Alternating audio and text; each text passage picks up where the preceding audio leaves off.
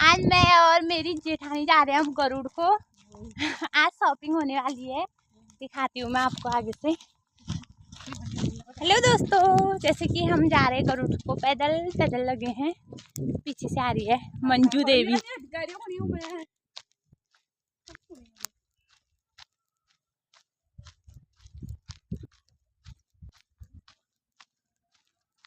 पैदल पैदल जानी दगड़ियो, क्या करूँ, गरीबी लाई और चीज है।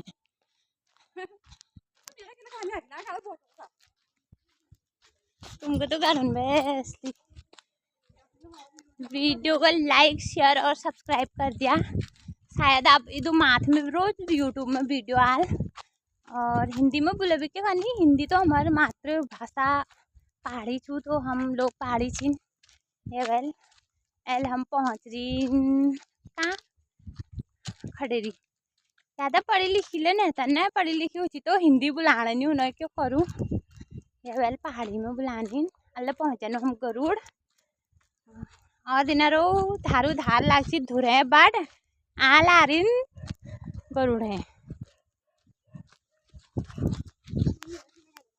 किला।